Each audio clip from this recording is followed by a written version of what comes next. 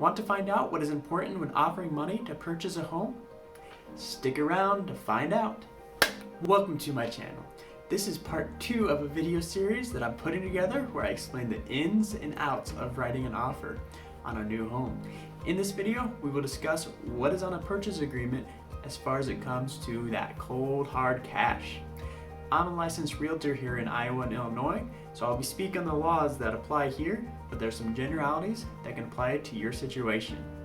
Let's get started.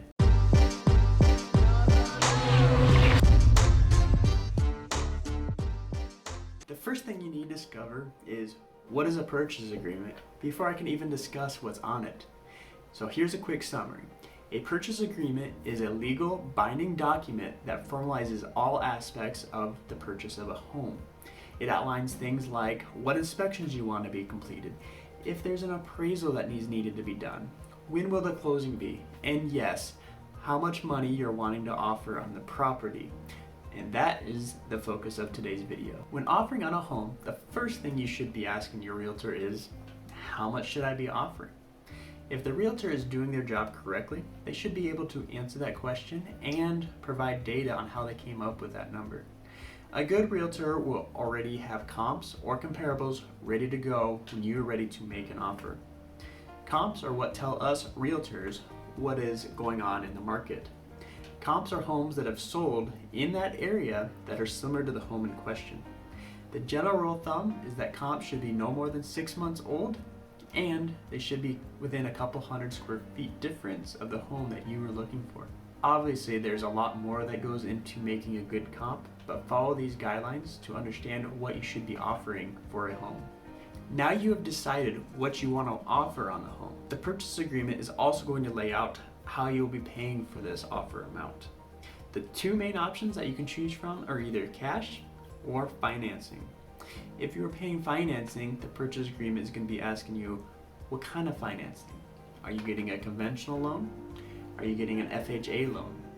Are you getting some other sort of financing? All of this matters to the seller when they're reviewing options and offers that have come in on the home. Not only do you need to lay out how you will be purchasing home, but you need to let the seller know that you can provide proof that you can qualify for the loan or have the cash available on hand. This is called a pre-approval letter for the loan or a proof of funds letter if you're paying cash. Hey, sorry to interrupt, but have you been enjoying this video? Comment money down below if you just learned the difference between a pre-approval letter and a proof of funds letter. Alright, let's get back into it. The last piece of the puzzle when it comes to money in a purchase agreement is earnest money. Now, if you don't know what earnest money is, or this is the first time that you're hearing about it, click up here where I dive deeper into what earnest money is and why it's important. When it comes to earnest money, there are a few things that you need to decide.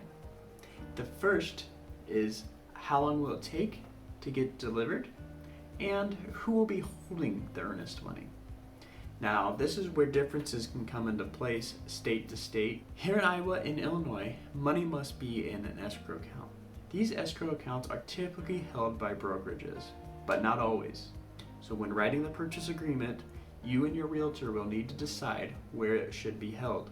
Will it be going with your realtor's office, their brokerage, or will it be going with the listing agent's brokerage? Or will it be somewhere completely different? That all needs to be written out on the purchase agreement. You also need to decide how much you want to provide for earnest money. The typical amount of earnest money that somebody should be writing on a home can vary greatly from market to market.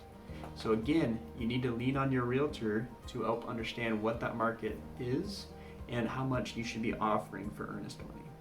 Thanks for sticking around. I hope this video was helpful for you, and if it was, go ahead and hit that subscribe button down below so that you don't miss any of our future videos. Bye for now.